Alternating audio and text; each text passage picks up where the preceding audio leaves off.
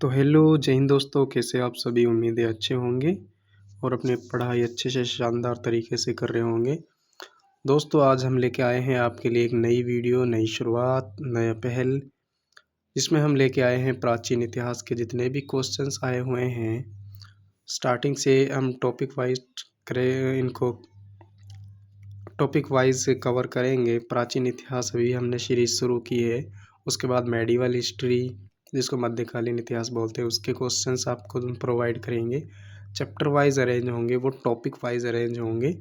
और उसके बाद हम हिस्ट्री का जो लास्ट पार्ट है मॉडर्न हिस्ट्री, उसको उसके जितने भी क्वेश्चंस एसएससी में पूछे गए हैं, अलग अलग एग्ज़ाम में पूछे गए हैं, उनको चैप्टर वाइज अरेंज करके, टॉपिक वाइज अरेंज करके आप हमारी क्लास रहने वाली है यूट्यूब के अंदर।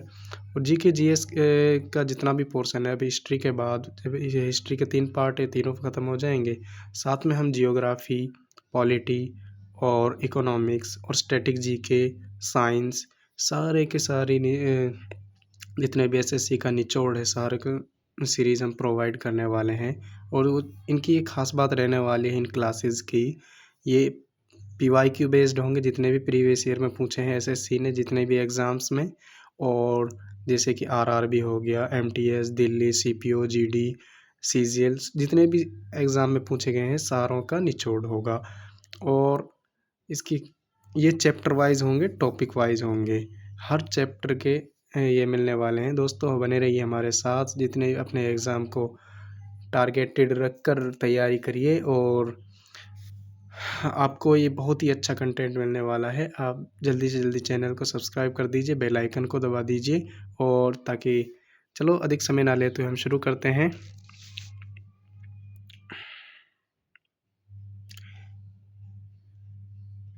तो फर्स्ट क्वेश्चन है जिसमें हम आज शुरू करने जा रहे हैं प्राचीन इतिहास का। जो पाषाण काल है वो पढ़ेंगे इसमें। पाषाण काल, जिसको हम पाषाण काल यानी आपने पढ़ा होगा। पहले बेसिक चीज़ें देख लेते हैं। हिस्ट्री को हम 3 भागों में डिवाइड करते हैं। एक तो एंशिएंट हिस्ट्री, मेडिवल हिस्ट्री और मॉडर्न हिस्ट्री, यानी कि मध्यकालीन इतिहास, प्राचीन इतिहास, मध्यकालीन इतिहास और नवीनकालीन इतिहास। हम ये 3 भागों में डिवाइड करते हैं। फिर एंशिएंट हिस्ट्री को भी 3 भागों में डिवाइड करते हैं। जो प्राचीन इतिहास है उसको पाषाण काल में डिवाइड करते हैं। मेनली हम पाषाण काल के भी 3 भाग होते हैं। पुरा पाषाण काल, पुरा पाषाण काल, मध्य पाषाण काल और उच्च पुरा पाषाण काल।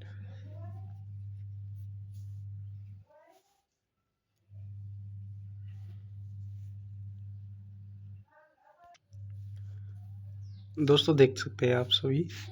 तो पुरा पाषाण काल को भी हम, फिर पाषाण के भी 3 भाग हो गए, पुरा पाषाण काल, मध्य पाषाण काल और उच्च पाषाण काल। फिर हम पूरा पाषाण काल को भी 3 भागों में डिवाइड करते हैं। पूरा पाषाण काल,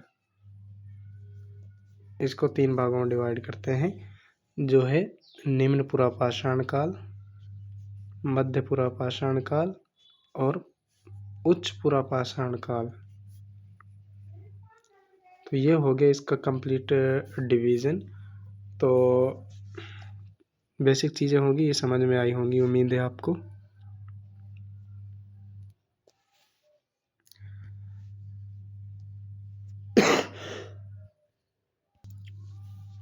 तो आप देख सकते हैं इसमें क्वेश्चन पूछा गया है, भारत में पूरा पाषाण युग के कितने चरण हैं, यानी कितने भागों में इसको डिवाइड किया गया है। बेसिकली ये पूछना चाह रहा है क्वेश्चन एग्जामिनर।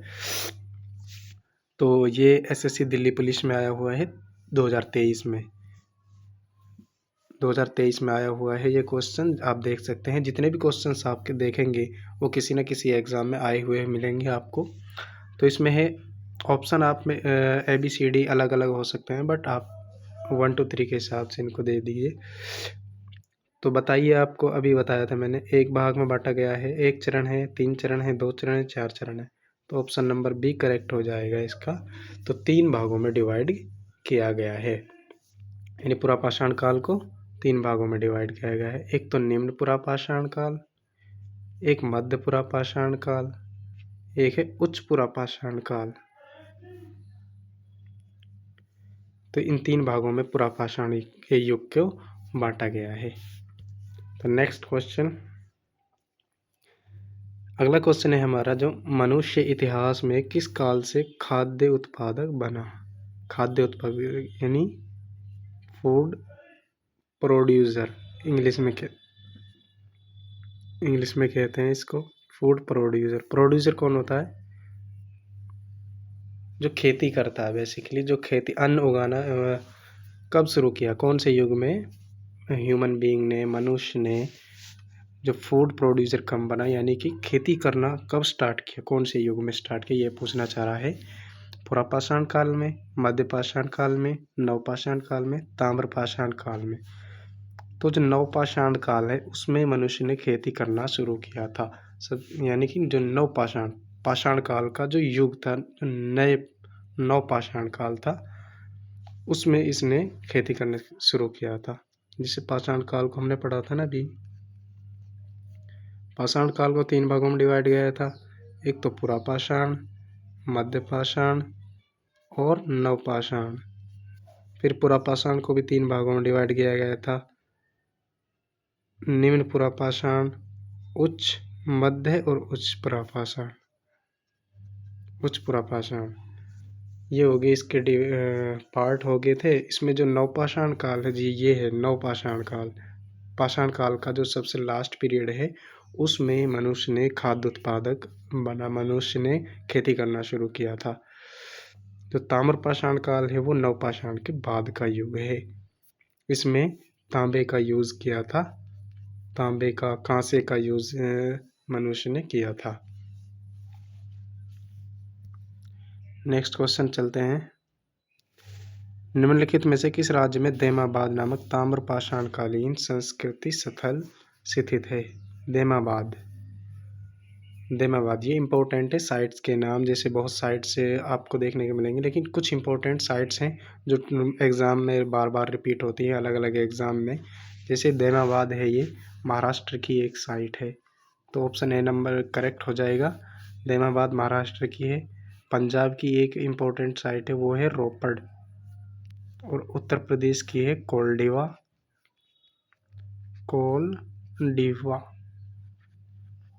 कोलडीवा जो प्रयागराज के पास है।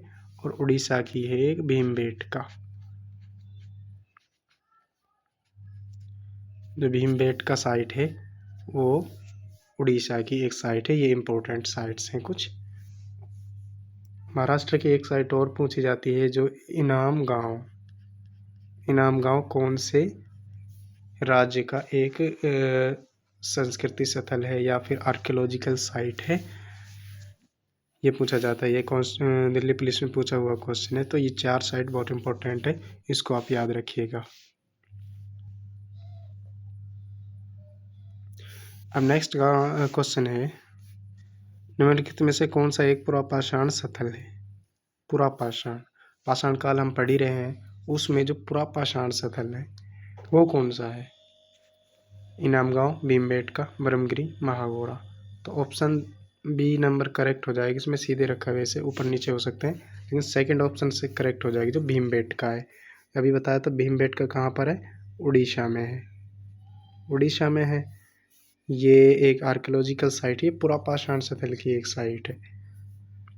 यानी कि इसमें स्टोन एज, इंग्लिश में आप पढ़ रहे होंगे स्टोन एज, उसको 3 भागों में बांटा गया है। एक तो प्री, एक मेडिवल और एक न्यू या मॉडर्न स्टोन एज। फिर प्री को भी हम 3 भागों में बांटा गया है, लोअर प्री और मिडल जो प्री स्टोन एज है, और ये है later pre stone age, paleolithic age कहते हैं जिसको हम। तो ये इनमें कंफ्यूज होना नहीं है आप लोगों को, बस ये याद रखना है 3 भागों में पुरापाषाण को हम पढ़ते हैं। और भीमबेटका है ये उड़ीसा की एक साइट है जो कि पुरापाषाण, पुरा मतलब पुरानी, पाषाण काल से भी मतलब पुरानी, फर्स्ट जो पेज था उसका पाषाण काल का वो था पुरापाषाण काल, जिसमें भीमबेटका एक साइट है, वो एक उड़ीसा की है, पुरापाषाण स्थल है। इनामगांव, ब्रह्मगिरी, महागोरा, ये तीनों साइट किसकी हैं? ये हैं नवपाषाण काल की। नवपाषाण काल की जो साइट है, ये तीनों साइट हैं। भीमबेटका एक में पुरापाषाण स्थल है। क्वेश्चन नंबर 5 आप देख सकते हैं, इनाम गांव एक महत्वपूर्ण पुरातात्विक स्थल नदी पर स्थित है। इनाम गांव एक अभी बताया था कहाँ पर है, महाराष्ट्र में है, महाराष्ट्र में है। और ये कौन सी नदी पर स्थित है, यह पूछा गया है। तो ऑप्शन नंबर बी करेक्ट हो जाएगा। ये मोड नहीं है एक्चुअल में, ये घोड़ है, घोड़ नदी के किनारे पर बसा हुआ है ये इनाम गांव। और जो घोड़ नदी है वो भीमा नदी की सहायक नदी है। भीमा नदी जो महाराष्ट्र में बहती है उसकी सहायक नदी है। नेक्स्ट क्वेश्चन आते हैं, प्रारंभिक मनुष्य द्वारा उपयोग किए जाने वाले माइक्रोलिथ क्या थे? ये माइक्रोलिथ्स नहीं है, माइक्रोलिथ है, माइक्रोलिथ। माइक्रो का मतलब होता है बहुत छोटे, जो दिखाई नहीं दे, मतलब बहुत ही छोटी छोटी है। और लिथ यूज होता है वर्डिंग स्टोन के लिए या पत्थर के लिए। माइक्रो मतलब बहुत ही स्मॉलेस्ट, यानी छोटे छोटे पत्थरों के औजार बनाए जाते थे, जो मनुष्य जब शुरुआत में जैसे जैसे स्टोन एज में, तो उनको हम कहते थे पत्थर के औजार बनाते थे मनुष्य, उनको माइक्रोलिथ कहते थे। यानी कि ये आप देख सकते हैं, माइक्रोलिथ किनको कहते थे? पत्थर के छोटे छोटे औजारों को। ऑप्शन नंबर सी करेक्ट हो जाएगा इसका। तो निम्नलिखित में से कौन सा भारत में पुरातात्विक महत्व का एक पुरापाषाण स्थल है? अभी बताया था पुरापाषाण, यानी पुरापाषाण जो प्री स्टोन एज है उसकी बात कर रहे हैं अभी, प्री स्टोन एज।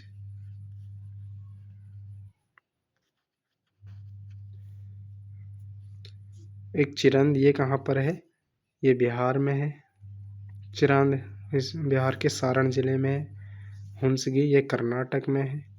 बुरजहोम ये कश्मीर में है, जम्मू कश्मीर में। मेहरगढ़, मेहरगढ़ ये कहाँ की साइट है? ये पाकिस्तान की साइट है। तो ये इसमें जो कर्नाटक की जो हुंसगी है, ये साइट क्या है? पुरापाषाण स्थल है। चिरंद, बुरजहोम, मेहरगढ़ ये नवपाषाणकालीन, नवपाषाणकालीन जो न्यू पैलियोलिथिक एज है उसके ये पुरातात्विक स्थल है। उसके बाद बात करते हैं, प्राचीन बंदरगाह सोपारा निम्नलिखित में से किस राज्य में स्थित है? जो सोपारा है बंदरगाह, ये महाराष्ट्र का एक बंदरगाह था, जो प्राचीन साइट है, एक आर्कियोलॉजिकल साइट है। बात करते हैं, हड़प्पा की अधिकांश मूर्तियाँ किस से बनी है? नंबर 1 ईंटों से, नंबर 2 पीतल से, सिलखड़ी से, ग्रेनाइट से। तो ऑप्शन नंबर 3 करेक्ट हो जाएगा, सिलखड़ी से ये मूर्तियाँ अधिकांश बनी हुई थी। फिर बात करते हैं, सिंधु घाटी सभ्यता के निम्नलिखित में से किस स्थल पर एक बंदरगाह पाया गया था? सिंधु घाटी सभ्यता आपने पढ़ी होगी, उसमें एक बंदरगाह पाया जो बहुत इंपॉर्टेंट है, वो पूछा जाता है बार बार। तो ऑप्शन नंबर ए करेक्ट हो जाएगा, लोथल। ये लोबल नहीं है, लोथल है। लोथल बंदरगाह ये कहाँ पर है? गुजरात में। गुजरात की एक इम्पोर्टेंट साइट है जहाँ पर प्राचीन बंदरगाह पाया गया था। धोलावीरा भी गुजरात की है, और मोहनजोदड़ो ये पाकिस्तान की है, और कालीबंगा ये राजस्थान की साइट है। फिर बात करते हैं हम, प्राचीन हड़प्पा स्थल धोलावीरा भागों में, प्राचीन हड़प्पा स्थल धोलावीरा को भागों में विभाजित किया गया था। 4 भागों में, 5 भागों में, 2 भागों में, 3 भागों में। तो 3 भागों में प्राचीन जो हड़प्पा स्थल धोलावीरा गुजरात में है, उसको 3 भागों में डिवाइड किया गया था। तो नेक्स्ट क्वेश्चन है, हड़प्पा सभ्यता का निम्नलिखित में से कौन सा स्थल अफगानिस्तान में स्थित है? सोरनुतगई, नागेश्वर, बालाकोट और कालीबंगन। कालीबंगन आपने देखा होगा कि राजस्थान की साइड है, बालाकोट पाकिस्तान की है और सोरनुतगई इसका राइट आंसर हो जाएगा। ये सोरनुगई नहीं है, सोरतुनगई है,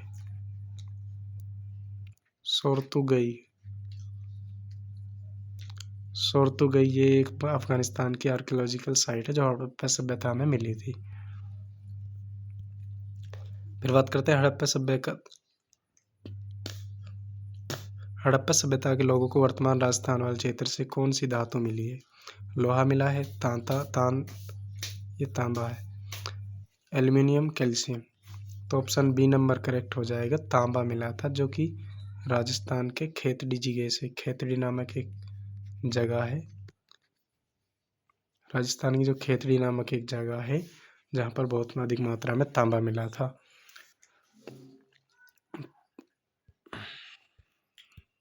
फिर बात करते हैं निम्नलिखित में से कौन सा एक नवपाषाण कालीन स्थल है? आपने पढ़ा होगा कोल्डिवा एक यूपी में है, प्रयागराज इलाके में हुंसगी एक कर्नाटक की है, आदि चन्नालूर ये तमिलनाडु की है, भीमबेटका ये उड़ीसा की है। ये तीनों साइट हैं जो है ये हैं पुरापाषाण कालीन। और कोल्डिवा है जो एकमात्र ये क्या है नवपाषाण कालीन की एक साइट है। ये तीनों क्या है पुरापाषाण कालीन है। फिर बात करते हैं निम्नलिखित में से कौन सा शब्द बड़े पत्थरों से निर्मित या उनसे युक्त स्मारकों से संबंधित है? बड़े पत्थरों का प्रयोग से संबंधित कौन सी टर्म है, कौन सा काल है, ये पूछा गया है। पुरापाषाण काल, ताम्रपाषाण काल, महापाषाण, मध्यपाषाण। ताम्रपाषाण काल में तो वही तांबे का यूज किया गया था, कांसे का या तांबे का। तो महा का मतलब ही इसमें देख रहा है, महा का मतलब बड़ा, पाषाण का मतलब होता है पत्थर, बड़े बड़े पत्थरों का यूज हुआ था तो महापाषाण काल कहते हैं उसको। तो महापाषाण काल इसका राइट आंसर हो जाएगा। फिर एक क्वेश्चन नंबर 16, भारत के ताम्रपाषाण कालीन स्थलों के संदर्भ में निम्नलिखित में से कौन सा युग सुमेलित नहीं है? ये बताना है कौन सा युग सुमेलित नहीं है। चिरांदी बिहार में है, रंगपुर गुजरात में, ये भी ठीक है। अतरंजी खेड़ा ये राजस्थान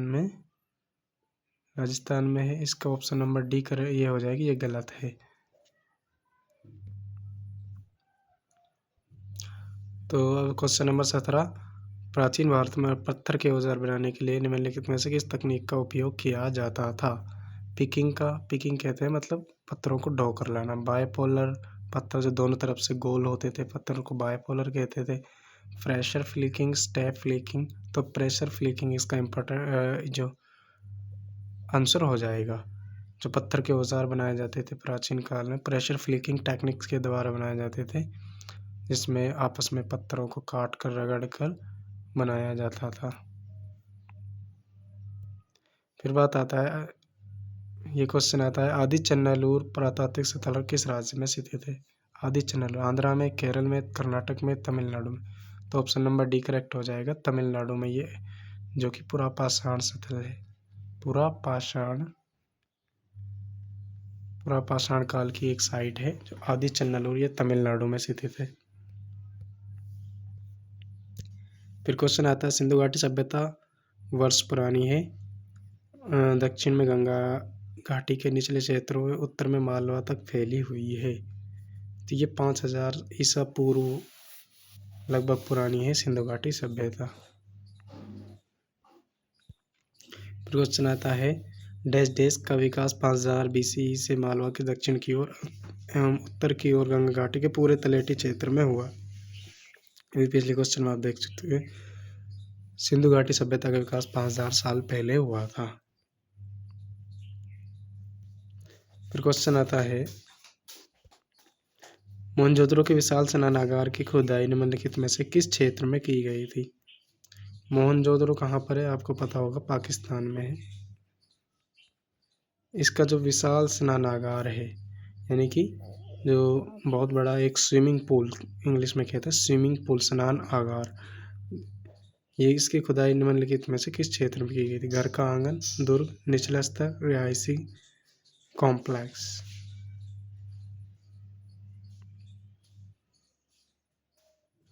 जो घर का जो आंगन था उसमें इसका जो खुदाई की गई थी।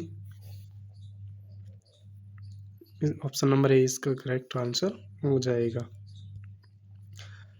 तो क्वेश्चन नंबर 22 है, हड़प्पा सभ्यता के दौरान बनाने के लिए लॉस्ट वैक्स कास्टिंग तकनीक का उपयोग किया गया था। यानी कि जो लास्ट वैक्स टेक्निक थी, कास्टिंग थी, इसमें कांसे का उपयोग किया गया था। कांसे को क्या करते थे? पिघलाते थे जब उनकी मूर्तियां बनाई जाती थी। वैक्स के फॉर्म में उनको किसी जो कोई भी कंटेनर के अंदर उसको डाल देते, जिससे सांचा ढालना होता था, तो कांसे का उपयोग किया जाता था लॉस्ट वैक्स कास्टिंग में।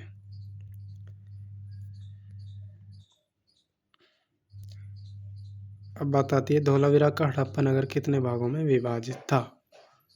धोलावीरा का जो हड़प्पा नगर है कितने भागों में विभाजित था? ये 3 भागों में विभाजित था। आप पहले भी इसको पढ़ चुके हैं। फिर क्वेश्चन आता है, मोहनजोदड़ो नगर नियोजन नियुक्त में से किस प्रकार के पैटर्न का पालन किया गया था? बेलनाकार, आयताकार, वृत्तीय, जाल। तो जाल का उपयोग किया गया था। मोहनजोदड़ो का जो नगर नियोजन किया गया था उसमें जालीय पैटर्न का उपयोग किया गया था, जिसको फिर क्वेश्चन आता है, हड़प्पा सभ्यता के दौरान कांसे की मूर्ति बनाने के लिए किस विधि का उपयोग किया जाता है? पिघली हुई मोम की ढलाई। यानी कि आप देख सकते हैं, आप लॉस्ट एंड वैक्स कास्टिंग जो इंग्लिश में अभी पीछे वर्ड पढ़ा था, उसका यूज़ कांसे की मूर्ति बनाने के लिए की गई थी। और इसमें क्या होता था? पिघली हुई मोम है उसकी ढलाई की जाती थी। पिघली हुई जैसी मोम थी, जैसे कांसे की, उसके अंदर बर्तन के अंदर डाल दिया जाता था और जैसे आकार देना होता था उसको आकार दे दिया जाता था। तो मूर्ति बनाने के लिए कांसे की पिघली हुई मोम की ढलाई का यूज़ किया जाता था। फिर आता है, अक्टूबर 2022 तक अग्नि वेदिकाएं मुख्य रूप से निम्नलिखित में से किस हड़प्पा शहर में पाई गई? मनावली, राखीगढ़ी, कालीबंगा, मोहनजोदड़ो। तो कालीबंगा राजस्थान की है एक साइट, इसमें अग्नि वेदिकाएं पाई गई थी मुख्य रूप से। फिर बात आती है, जल जलाशय, बांध, तटबंध किस हड़प्पा सतह पर पाए गए थे? धोलावीरा, सुरकोटड़ा, रोपड़, मेहरगढ़। तो धोलावीरा है एक जगह है जो कि गुजरात में है। गुजरात में एक जगह है धोलावीरा, इस पर जलाशय, बांध, तटबंध पाए गए हैं।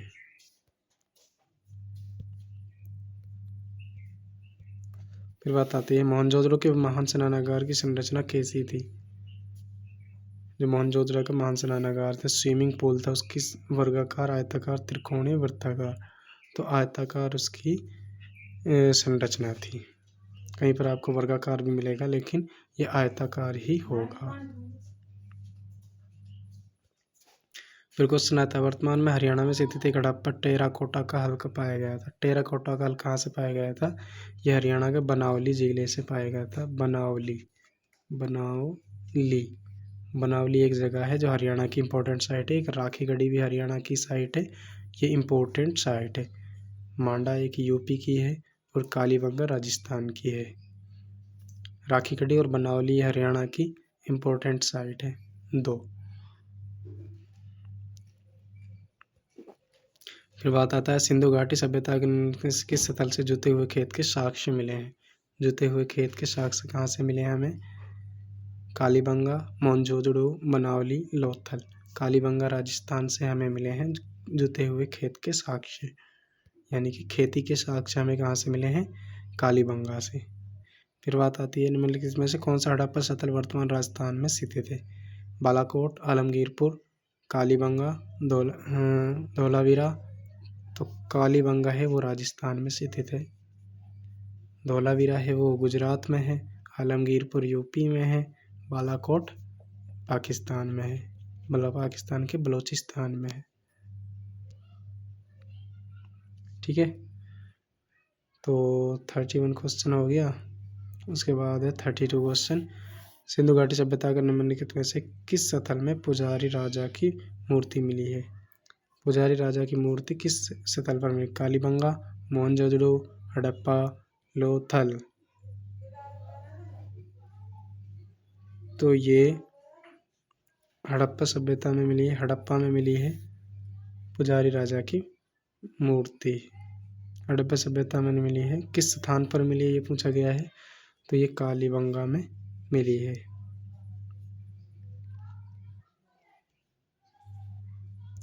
फिर क्वेश्चन आता है मोहनजोदड़ो की नृत्य करती लड़की की प्रतिमा किस से बनी हुई थी? ये कांसे से बनी हुई थी। आप देख सकते हैं कांसे में जो फेरस और CuZn जिंक और कॉपर का जो मिलावट करके जो कांसा बनाया जाता था, पीतल और तांबे का मिक्सचर होता है कांसा, उसकी लड़की की जो प्रतिमा बनाई गई थी एक, वो कांसे से बनी हुई थी। फिर बात आता है धौलावीरा एक हड़प्पा स्थल वर्तमान भारतीय राज्य में स्थित है। तो धौलावीरा आपको पता होगा ये राजस्थान गुजरात में। फिर निम्नलिखित से कौन सा स्थल प्राचीन भारत में कुत्तों के पालन से प्रमाण है? कुत्तों का पालन सबसे पहले उसके प्रमाण कहाँ पाए गए थे? बुर्जहों में, जो कि कश्मीर में है, जम्मू कश्मीर में है। कुत्तों को पालने की जो सबसे पहले प्रमाण यहीं पर मिले हैं। हड़प्पा स्थल रंगपुर किस वर्तमान भारतीय राज्य में है? रंगपुर ये गुजरात में है। सिंधु घाटी सभ्यता के स्थल कालीबंगन और बालाथल में किस राज्य में है? ये हरियाणा राजस्थान में है। कालीबंगन राजस्थान में, बालाथल एक है बालाथल, ये तो राजस्थान में है बालाथल। एक है बालाकोट ये पाकिस्तान में है। बालाकोट कहाँ पर है? पाकिस्तान में है। और बालाथल कहाँ है? राजस्थान में। इसमें कंफ्यूज नहीं होना है। फिर सिंधु घाटी सभ्यता का सबसे उत्तरी स्थल कौन सा है? सबसे उत्तरी स्थल आपने पढ़ा होगा मांडा है, जो आलमगीरपुर यूपी में स्थित है। फिर सुरकोटड़ा पुरातात्विक स्थल किस राज्य में स्थित है? सुरकोटड़ा ये गुजरात में है।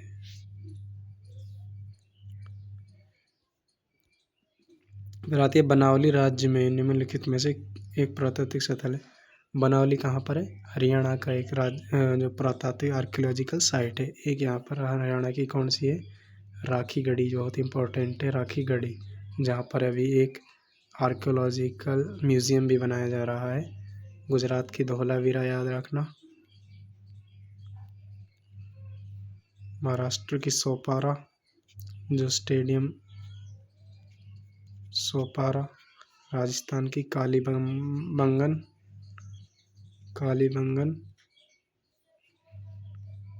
और एक बालाथल भी राजस्थान की है, इम्पोर्टेंट साइट्स हैं।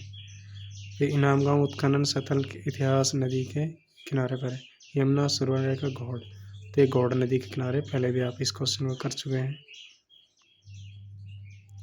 फिर आता है द ग्रेट बाथ को निम्न सभ्यताओं में खोजा गया था। द ग्रेट बाथ कहते हैं नहाने को, ग्रेट मीन बड़ा, द ग्रेट बहुत बड़े के लिए यूज होता है, यानी विशाल स्नानागार हिंदी में कहते हैं इसको, विशाल स्नानागार, यानी कि जो बहुत बड़ा स्विमिंग पूल खोजा गया था वो कहाँ पर था? मोहनजोदड़ो में खोजा गया था। फिर आती है नर्तकी की कांसे की मूर्ति का संबंध है। अशोक युग से, कुषाण युग से, सिंधु घाटी सभ्यता। सिंधु घाटी सभ्यता के दौरान जो नर्तकी की कांसे की मूर्ति पाई गई थी वो कहाँ पाई गई थी? सिंधु घाटी सभ्यता में। फिर क्वेश्चन आता है निम्नलिखित से कौन सा सिंधु घाटी सभ्यता का महत्वपूर्ण स्थल नहीं है?